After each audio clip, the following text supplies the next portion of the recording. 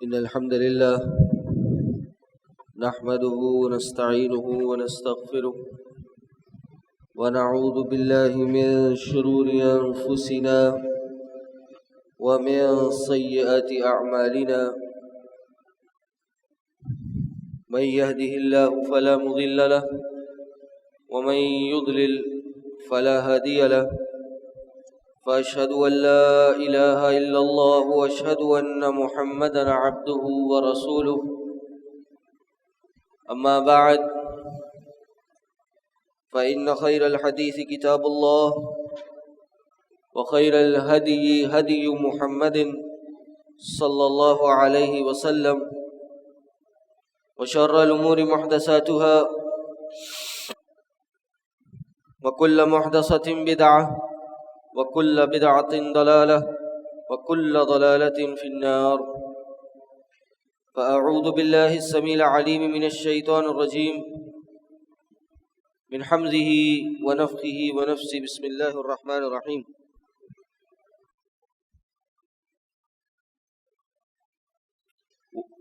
قال الله تبارك وتعالى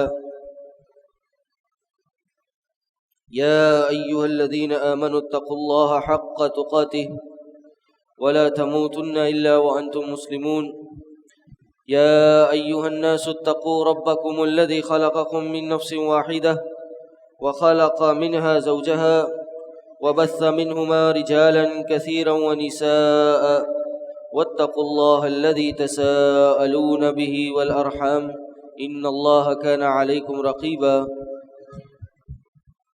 يا أيها الذين آمنوا اتقوا الله وقولوا قولا سديدا يصلح لكم أعمالكم ويغفر لكم ذنوبكم ومن يطع الله ورسوله فقد فاز فوزا عظيما وقد قال الله تبارك وتعالى في القرآن المجيد والفرقان الحميد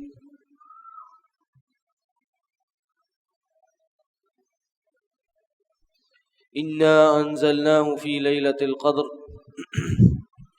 وقال في مقام آخر والفجر وليال عشر معزز سامعین، دوستو، بزرگوں، بھائیوں اور بہنوں، تقریباً 2/3 رمضان ہمارا گزر چکا ہے اور رمضان کا جو آخری حصہ ہے، آخری 10 دن ہیں، اس میں ہم داخل ہونے والے ہیں۔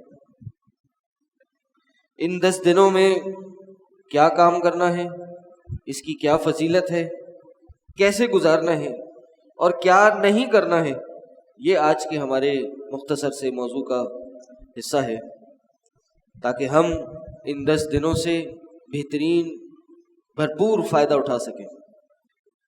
یہ بات جان لیجئے کہ جیسے رمضان باقی سارے مہینوں میں سب سے زیادہ افضل مہینہ ہے، اس کی اہمیت سب سے زیادہ ہے، اسی طرح رمضان کا جو آخری عشرہ ہے، آخری 10 دن ہے، یہ باقی رمضان کے مقابلے میں سب سے زیادہ افضل ہے، سب سے زیادہ اہمیت کا حامل ہے۔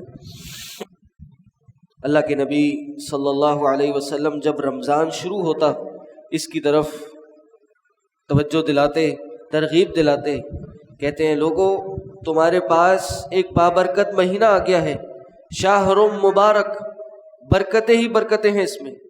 کیا برکتیں ہیں؟ اس پہ آسمان کے دروازے، جنت کے دروازے کھل جاتے ہیں، جہنم کے دروازے بند ہو جاتے ہیں، اور اس میں شیاطین کو جکڑ دیا جاتا ہے، ان کو قید کر دیا جاتا ہے۔ اور پھر فرمایا وَفِيهِ اللَّيْلَةٌ، اس میں ایک رات ایسی ہے۔ کیا رات ہے وہ؟ کہا وَاللَّيْلَ فِيهِ اللَّيْلَ خَيْرٌ مِّنْ أَلْفِ شَهْرٍ، وہ ایک رات 1000 مہینوں کی عبادت کے برابر نہیں بلکہ اس سے بھی بہتر ہے۔ 1000 مہینوں کی عبادت کے مساوی نہیں ہے، اس کے ایکول نہیں ہے، بلکہ اس سے بھی کہیں گنا بہتر ہے۔ یہ صرف ہم اور آپ کے اندازے کے لیے ہے کہ جیسے ہمیں تو سمجھ گنتی کے حساب سے آتا ہے، دن ہوتے ہیں، مہینے ہوتے ہیں، سال ہوتے ہیں، تو فرمایا 1000 مہینوں کی عبادت سے بہتر ہے۔ اس کا حساب لگایا جائے تو تقریباً 83-84 سال بنتے ہیں، یعنی 80 سے اوپر سال کی عبادت ایک رات کی عبادت کے برابر ہے۔ پھر فرمایا جو اصل بات ہے کہ جو اس رات سے محروم رہ گیا، بس البتہ وہ پوری کی پوری خیر سے ہی محروم رہ گیا. ٹھیک ہے، اس رات میں عبادت کرنا واجب نہیں ہے، شریعت نے فرض نہیں قرار دیا. اگر کوئی نہیں کھڑا ہوگا تو کوئی گناہ نہیں ملے گا. اللہ قیامت کے دن پوچھے گا نہیں کہ تو کھڑا کیوں نہیں ہوا، تو نے عبادت کیوں نہیں کی، تو نے رات کیوں نہیں گزاری. لیکن جو یہ کام نہیں کرے گا، پوچھ تو نہیں ہوگی، لیکن ایک بہت بڑی خیر، ایک بہت بڑی سعادت سے وہ محروم ہو جائے گا. اور یہ خود اللہ کے نبی صلی اللہ علیہ وسلم نے اپنی زبانی بتایا کہ جو اس سے محروم رہ گیا وہ بہت بڑی خیر سے محروم رہ گیا. اسی لیے اللہ کے نبی صلی اللہ علیہ وسلم ان کے بارے میں آتا ہے کہ جب بھی آخری عشرہ داخل ہوتا، آخری 10 دن داخل ہوتے، نبی علیہ السلام کان نبی صلی اللہ علیہ وسلم شد مئزرہ، اپنی کمر کس لیتے، اپنے آپ کو تیار کر لیتے، پھر احیا لیلہ، اپنی راتوں کو جاگ کے گزارا کرتے تھے. وَأَيْقَظَ أَهْلَهُ، نہ صرف خود جاگتے تھے بلکہ اپنے گھر والوں کو بھی جگایا کرتے تھے. یہ نبی علیہ السلام کا معمول تھا. اسی طرح ایک روایت میں آتا ہے کہ اللہ کے نبی صلی اللہ علیہ وسلم آخری 10 دن میں، آخری عشرے میں جتنی محنت کیا کرتے تھے، باقی رمضان میں اتنی محنت نہیں کیا کرتے تھے. یہ جو آخری عشرہ ہے، یہ محنت کا وقت آ رہا ہے، عبادت کا وقت آ رہا ہے کہ اس میں میں اور آپ، کوئی بات نہیں 20 دن اگر گزر گئے، کچھ غفلت میں گزر گئے، روٹین سیٹ کرتے ہوئے گزر گئے، یا کسی بھی وجہ سے عبادت نہ کر کے گزرے، یا اس طرح سے نہیں گزرے جس طرح سے گزرنے چاہیے تھے، تو یہ 10 دن ہیں، ان کو ہم بہتر سے بہترین بنا سکتے ہیں. اس میں کوشش کر لیں تاکہ یہ 10 دن پچھلے 20 دنوں پہ بھاری ہو جائیں. اسی لیے اللہ کے نبی صلی اللہ علیہ وسلم اعتکاف کیا کرتے تھے ان 10 دنوں میں. آخری سال نبی علیہ السلام 20 دن کے لیے اعتکاف بیٹھے تھے. کیا کرنے والے کام ہیں کہ اس رات ہم کیا کریں، کب کس چیز سے اس کا آغاز کریں، اور کیا چیزیں جو نہیں کرنی ہیں. بس مختصر سی یہ باتیں ہم ذہن نشین کر لیں تاکہ ایک یاد دہانی کے طور پہ، تاکہ اس رات سے ہم بھرپور فائدہ اٹھا سکیں. انسان ہے، انسان ایک ہی عمل کر کر کے بعض اوقات تھک جاتا ہے. اس کی فطرت ہے کہ ایک عمل کر کے وہ بسا اوقات اکتا جاتا ہے. تو شریعت نے کئی اعمال بتائے ہیں، کئی چیزیں بتائی ہیں، لیکن عمل کرنے سے پہلے، عبادت کرنے سے پہلے ہم دیکھتے ہیں کہ سلف صالحین کا کیا طریقہ کار ہوتا تھا، وہ کیسے اس رات کا آغاز کیا کرتے تھے. حضرت ابراہیم النخعی رحمہ اللہ اور بھی کئی اسلاف ہیں، امام ایوب السختیانی، ان کے بارے میں بھی آتا ہے کہ وہ جب رات کا آغاز ہوتا، یعنی ابھی مغرب ہوئی ہے، مغرب کے بعد عشاء پڑھ لی، یا عشاء سے تھوڑی دیر پہلے، وہ اس رات کا آغاز غسل کر کے کیا کرتے تھے. ابتدا ہی اپنے جسم کی پاکیزگی سے کیا کرتے تھے. یعنی یہ نہیں کہ ناپاک تھے تو پاکی کی طرف آ گئے، بلکہ مزید اپنے آپ کو ایکٹیو کرنے کے لیے، مزید نشاطت کی طرف جانے کے لیے، کہ انسان جب غسل کرتا ہے تو بسا اوقات دن کی تھکاوٹ ہوتی ہے، کوئی دن میں اگر کام کیا ہوا ہے، گرمی ہے، پسینہ ہے، دھول مٹی لگی ہوئی ہے، تو اب اس نے رات کو 6-8 گھنٹے اللہ کے آگے کھڑا ہونا ہے، تو وہ اس رات کا آغاز غسل کر کے کرے. تو اس رات کو عشاء سے پہلے ہم افطاری کر لیں. رات سے مراد یہ آگے 10 دن ہے. نبی علیہ السلام نے فرمایا کہ جو لیلۃ القدر ہے، اس کو رات رمضان کے آخری عشرے میں تلاش کرو. یہ صرف طاق راتوں کا نہیں ہے، بلکہ یہ پورے 10 دن کی عبادت ہے. ہاں ٹھیک ہے، وہ جو طاق راتیں ہیں ان میں زیادہ امکان ہے کہ یہ اس میں لیلۃ القدر ہوگی، تو اس میں تو بالکل پوری رات جاگنے کی کوشش کرنی چاہیے، اس میں محنت اور زیادہ ہونی چاہیے. ورنہ یہ نبی علیہ السلام کا جو فعل ہے یہ پورے 10 دن کے بارے میں ہے. تو ان 10 دن یہ معمول بنایا جائے، افطاری کی جائے، افطاری کے بعد تھوڑا آرام کر لیا جائے، اور آرام کرنا چاہیے. اب انسان نے پوری رات گزارنی ہے، دن بھر جاگا ہوا ہے، تو آدھا گھنٹہ، 1 گھنٹہ یا 1.5 گھنٹہ جو بھی انسان کو میسر آتا ہے وہ سو جائے، تھوڑی دیر قیلولہ کر لے، پھر اٹھے. تو اٹھنے کے بعد سب سے پہلا کام وہ کیا کرے، جا کے غسل کر لے، اپنے آپ کو ایکٹیو کر لے. اور اگر جن بھائیوں کو چائے کی، کافی وغیرہ کی، قہوے کی عادت ہے وہ بھی پی لیں، تاکہ رات کا آغاز ہی اس چیز سے ہو کہ انسان جاگے، اپنے دماغ کو اپنے جسم کو تیار کرے اس عبادت کے لیے۔ ابراہیم نخعی اور امام ایوب السختیانی رات کو پہلے غسل کیا کرتے تھے اور اس کے ساتھ ہی خوشبو لگایا کرتے تھے رات کو۔ جب رات کو نہائے ہیں اور اس عبادت کے لیے تیار ہوئے ہیں تو اس کا آغاز جسم پہ پرفیوم لگا کر، عطر لگا کر، خوشبو لگا کے کیا جائے۔ بلکہ یہاں تک آتا ہے، ثابت البنانی کہتے ہیں، وہ تمیم الداری کے بارے میں فرماتے ہیں، کہتے ہیں ان کا ایک حلہ تھا، ایک ان کا لباس تھا جو انہوں نے 1000 درہم کے عوض لیا تھا۔ کہا وہ اس حلے کو، اس لباس کو خاص اس رات میں پہنا کرتے تھے جس رات میں ان کو یہ امید ہوتی تھی کہ اس رات میں لیلۃ القدر ہے، یعنی یہ طاق راتوں میں اس لباس کو پہنا کرتے تھے۔ تو ہم بھی کوئی خاص لباس ہو، چلو خاص نہ ہو، نیا نہ ہو، تو ہم کم از کم صاف ستھرا لباس پہنے۔ اللہ کے آگے کھڑے ہو رہے ہیں، اللہ سے اپنے گناہوں کی مغفرت طلب کرنے جا رہے ہیں، تو ہم کم از کم حال حلیہ تو بہترین ہو، نہائے ہوئے ہو، خوشبو لگی ہوئی ہو، اور لباس بہترین ہو، نیا ہو تو بہت اچھی بات ہے، اور ان میں بھی اچھے سے اچھا ہو تو اور بھی اچھی بات ہے۔ یہ ہمارے اسلاف کا طریقہ تھا، یعنی وہ اس رات کو ویلکم کیا کرتے تھے۔ اب غور کیجئے کہ جو شخص اس رات کا استقبال اس تیاری کے ساتھ کرے تو کیا خیال ہے، رات کو اس کی عبادت میں اضافہ ہوگا یا نہیں ہوگا؟ جب بھی کسی چیز کی تیاری کی جاتی ہے اس کی کوالٹی میں فرق ضرور پڑتا ہے۔ تو اس لیے سب سے پہلے رات کا آغاز غسل کر کے، خوشبو لگا کے کیا جائے۔ دوسرا ایک کام یہ لازمی کیا جائے کہ تراویح جو امام پڑھ رہا ہے، مسجد میں ہو رہی ہے یا گھر میں ہو رہی ہے، تو نبی علیہ السلام کی حدیث ہے کہ جو شخص امام کے ساتھ تراویح کا آغاز کرے، قیام اللیل کا آغاز کرے، اور جب وہ ختم ہو جائے، امام پھرے، اس کے ساتھ وہ پھرے، یعنی وہ امام کے پیچھے کھڑا رہے، کب تک؟ جب تک امام نہ پھر جائے، امام اپنا سلام نہ پھیر لے، اپنی تراویح نہ ختم کر لے، تو اس کو اس قیام کا پوری رات کے قیام کے برابر ثواب ملے گا۔ تو اگر پوری رات ہم نہیں کھڑے ہو سکتے، طویل قیام نہیں کر سکتے، اور تھوڑی دیر کے لیے ہی ہم نے عبادت کرنی اور اس کے نتیجے میں پوری رات کا ثواب لینا ہے، تو یہ کوشش کی جائے اول سے لے کے آخر تک امام کے ساتھ تراویح پڑھی جائے۔ امام اگر عشاء پڑھا رہا ہے، عشاء بھی اس کے ساتھ پڑھیں۔ امام اگر اس کے بعد 8 رکعت جتنی رکعتیں نماز پڑھا رہا ہے وہ پوری اس کے ساتھ پڑھیں۔ اس کے بعد اگر وطر پڑھا رہے ہیں، وطر بھی اس کے ساتھ پڑھ لیں، ورنہ جو اکثر ائمہ ہیں تراویح کے وہ وطر نہیں پڑھاتے، وطر دوسرا جو سامع ہے وہ پڑھاتا ہے۔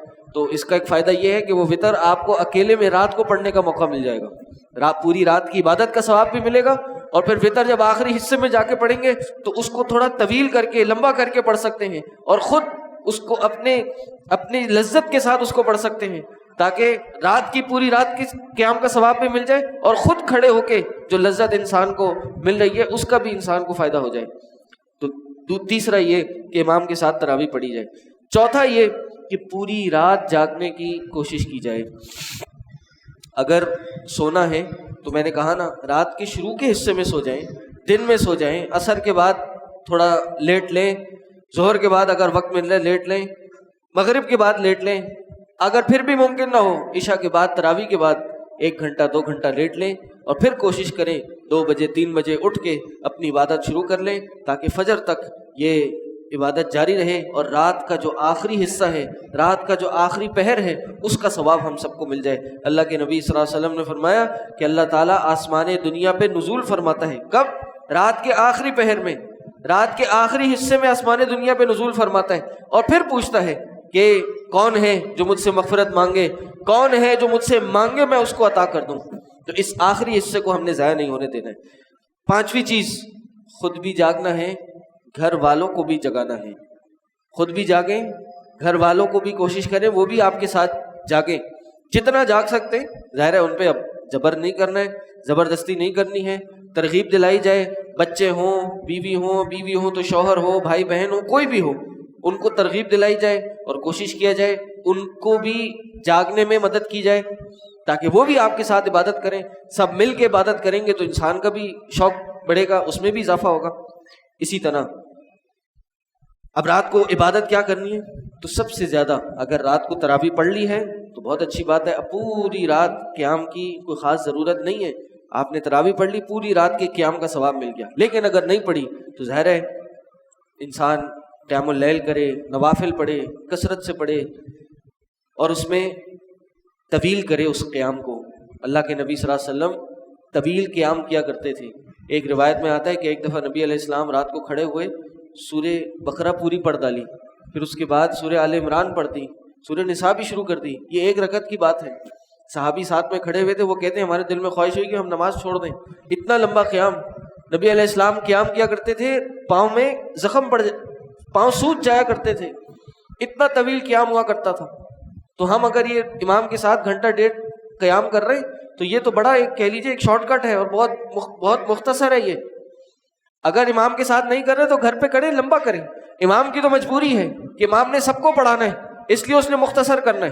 امام لمبا نہیں کر سکتا. نبی علیہ السلام کی یہ بھی تعلیم ہے کہ جب بھی تم میں سے کوئی شخص لوگوں کو امامت کرائے تو اس کو چاہیے کہ چھوٹی کرائے. تو اگر امام 1 گھنٹہ سوا گھنٹے کا قیام کرا رہا ہے تو یہ بہت مختصر ہے اور یہ اس کی مجبوری ہے کیونکہ نبی علیہ السلام کی حدیث ہے.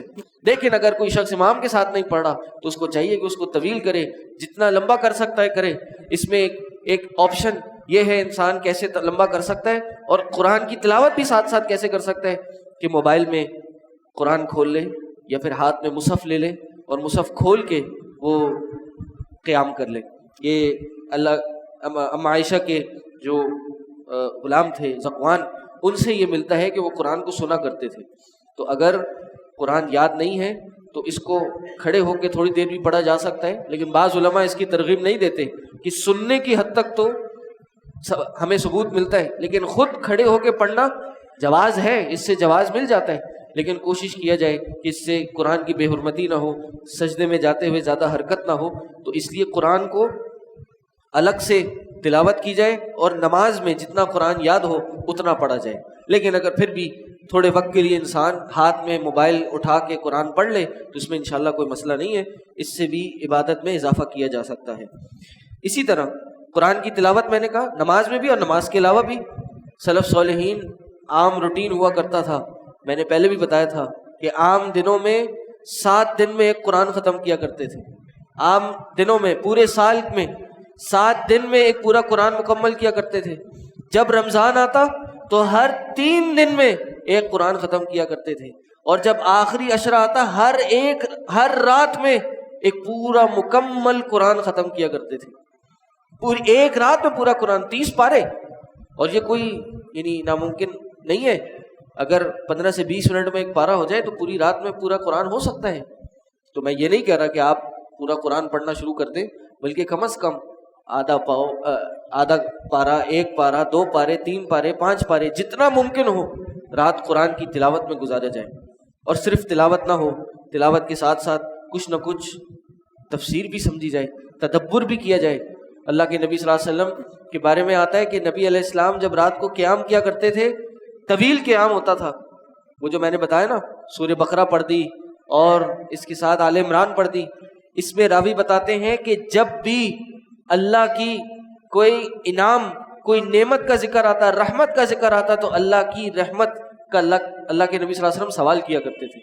اور جب بھی اس تلاوت میں کسی اللہ کے عذاب کا ذکر آتا، اللہ کی سزا کا، جہنم کا ذکر آتا تو پھر اللہ کے نبی صلی اللہ علیہ وسلم اس سے پناہ بھی مانگا کرتے تھے. تو جب بھی آپ رات کو قیام کر رہے ہیں، قرآن کی تلاوت کر رہے ہیں تو ظاہر ہے جب پتہ ہی نہیں ہوگا ترجمہ کیا ہے، کیا چل رہا ہے اس کے اندر، تو کیسے مغفرت اپنے لیے، اپنے گناہوں کی مغفرت کی دعا کریں گے. تو تھوڑا سا حصہ قرآن کا ترجمہ تفسیر کے ساتھ پڑھا جائے. رات کا آدھا گھنٹہ، پونا گھنٹہ کسی تفسیر کو اٹھا لیں اور ترجمے کے ساتھ اس کے معنی پہ، اس کے ترجمے پہ غور کریں، کچھ نہ کچھ تفسیر پڑھیں. اس کے ساتھ ساتھ ذکر اذکار بھی ہونے چاہیے. ظاہر ساری رات انسان قیام میں اور قرآن کی تلاوت میں نہیں گزار سکتا، رات کو ذکر اذکار ہونے چاہیے. اور اس رات میں سب سے جو افضل ذکر ہے وہ کیا ہے؟ اللہ کے نبی صلی اللہ علیہ وسلم کی زوجہ محترمہ اما عائشہ رضی اللہ عنہا کہتی ہیں کہ اللہ کے نبی صلی اللہ علیہ وسلم اگر میں اس رات کو پا لوں تو پھر میں کیا پڑھوں؟ تو اللہ کے نبی صلی اللہ علیہ وسلم نے کیا بتایا عائشہ آپ یہ کہیے گا اللہم انک عفو تحب العفو فاعف عنی، اے اللہ تو معاف کرنے والا ہے اور معافی کو پسند کرتا ہے، اے اللہ تو ہمیں معاف کر، اے اللہ تو مجھے معاف کر دے۔ تو یہ دعا کثرت سے انسان رات کو پڑھے، اور کیوں نہ پڑھے، کیوں نہ پڑھے؟ یہ رمضان کا مقصد ہی یہی ہے کہ انسان اپنے گناہوں کی مغفرت کرا لے۔ یہ رمضان آیا ہی اس لیے ہے تاکہ ہم اپنے آپ کو اپنے گناہوں سے پاک صاف کر لیں، اور اگر یہ نہ ہو تو پھر اس پہ بڑی شدید وعید ہے۔ اللہ کے نبی صلی اللہ علیہ وسلم، آپ سب کو پتہ ہے، نبی علیہ السلام کے پاس جبریل آئے، انہوں نے نبی علیہ السلام کے سامنے دعا پڑھی، کہا کہ وہ شخص اللہ کی رحمت سے دور ہو کہ جو رمضان کو پائے اور اس میں اپنے گناہوں کی مغفرت نہ کرا سکے۔ تو اس پہ اللہ کے نبی صلی اللہ علیہ وسلم کی زبان مبارک سے نبی علیہ السلام نے اس پہ آمین کہا تھا۔ تو یہ رمضان کا مہینہ آیا ہی اس لیے ہے۔ نبی علیہ السلام نے فرمایا من قام لیلۃ القدر غفر له ما تقدم من ذنبه، فرمایا کہ جو شخص لیلۃ القدر میں قیام کرتا ہے ایمانا و احتسابا، ایمان کی حالت میں اور اجر کے حصول کی امید کے ساتھ، غفر له ما تقدم من ذنبه، اس کے جتنے پچھلے گناہوں کے معاف ہو جائیں گے۔ تو یہ رمضان اور رمضان کی راتیں آتے ہی اس لیے تاکہ میں اور آپ اپنے گناہوں کی معافی کریں، معاف کروائیں اپنے گناہوں کو، گڑ گڑائیں اللہ کے آگے۔ رات کا آخری پہر ہے، اس میں اللہ سے معافی طلب کریں۔ یہ رزق کھولنے کے دروازے ہیں۔ امام ابن قیم کہتے ہیں کہ رات کو سحری کے وقت اللہ سے گناہوں کی مغفرت طلب کرنا یہ انسان کے لیے رزق کے دروازے کھولتا ہے۔ تو اس لیے دعا کی جائے، ذکر اذکار کیے جائیں، استغفار کیا جائے، اور اس کے ساتھ ساتھ یہ ساری چیزیں اگر ایک انسان اویل کرنا چاہتا ہے، یہ ساری چیزوں کو اپنے نامہ اعمال میں سمیٹنے کی کوشش کرنا چاہتا ہے، تو اعتکاف میں بیٹھے۔ مساجد میں اعتکاف کا انتظام ہوتا ہے، یہ 10 دن اپنے آپ کو اللہ کے لیے مختص کر لے۔ دوستوں کے ساتھ بیٹھنا، افطاریوں پہ جانا، مارکیٹوں میں شاپنگ کے لیے جانا، کاروبار کرنا، پورا سال پڑا اس کے لیے۔ یہ 10 دن ہیں، اس سے بھرپور فائدہ اٹھا لیں، یہ 10 دن ضائع نہ ہو جائیں۔ اگر یہ 10 دن یہ راتیں ضائع ہو گئیں تو یہ اصل محرومی ہے۔ تو یہ سارے کرنے کے کام ہے، اور کیا نہیں کرنے کے کام ہے وہ یہ ہے کہ انسان پوری رات سوتے ہوئے گزار دے، یہ اپنا یہ وقت ہے یہ ہاتھ سے پورا ہی نکال دے، یہ اتنی بڑی نعمت ہے اس کو کھو دے، پوری رات سوتا پڑے، یا پھر شاپنگ کرنے میں گزار دیں، عید کے لیے اچھے اچھے کپڑے اور اچھے لباس ڈھونڈنے میں گزار دے، مارکیٹوں میں گزار دے۔ نہیں، یہ بات صحیح نہیں ہے۔ اللہ کے نبی حضرت علی کہتے ہیں کہ یہ عید اس کے لیے نہیں ہے کہ جو نئے کپڑے پہنے، لیس العید لمن لبس الجدید، عید اس کے لیے نہیں ہے کہ جو نئے کپڑے پہنے، بلکہ فرمایا کہ انما العید لمن خاف یوم الوعید، کہ عید اس کے لیے ہے جو قیامت کی وعید سے ڈر گیا، جس نے اپنے گناہوں کی معافی کروا لی، یہ عید اس کے لیے ہے۔ تو اس لیے وہ عید اگر ہم نے اپنی کرنی ہے تو یہ گناہوں کی معافی کے بعد والی عید کروانی ہے۔ یہ نئے کپڑے پہننا یہ تو بس دنیا کی چیزیں ہیں، 2 دن پہنیں گے خراب ہو جائیں گے، پرانے ہو جائیں گے، لیکن ہمارے اعمال ہمارے ساتھ ہماری قبر تک جائیں گے۔ تو اس لیے ان راتوں کا بھرپور فائدہ اٹھائیں، اور کوشش یہ کریں اس رات اپنے سوشل میڈیا اور موبائل سے اپنے آپ کو تھوڑا دور رکھیں۔ انسان تھوڑی دیر کے لیے دیکھتا ہے اور پھر کئی گھنٹوں گزار دیتا ہے، پتہ بھی نہیں چلتے اس کو۔ تو کوشش کریں جس کمرے میں کھڑے ہو کے عبادت کر رہے ہیں اس موبائل کو اس کمرے میں نہ رکھیں، ایک آدھ کمرے باہر رکھیں، دوسری جگہ پہ رکھیں تاکہ دھیان ہی نہ جائے۔ بند کر دیں تھوڑی دیر کے لیے، سوشل میڈیا بند کر دیں، ڈی ایکٹیویٹ کر دیں، ان ایپس کو ڈیلیٹ کر دیں۔ پورا سال پڑا ہے ان کو دیکھنے کے لیے، عید آ رہی ہے، عید پہ دیکھتے رہیے گا، عید کے بعد دیکھتے رہیے گا۔ ان راتوں کو ضائع ہونے سے بچا لیں۔ اللہ سے دعا ہے جو کہا جو سنا اس پہ ہم سب کو عمل کرنے کی توفیق عطا کرے۔ اللہ تعالیٰ ہمیں یہ لیلۃ القدر کی رات نصیب فرما دے۔ اللہ تعالیٰ اس لیلۃ القدر کی رات میں عبادت کرنے کی اخلاص کے ساتھ توفیق عطا کر دے۔ وآخر دعوانا الحمدللہ۔ ختام الرسل والهدي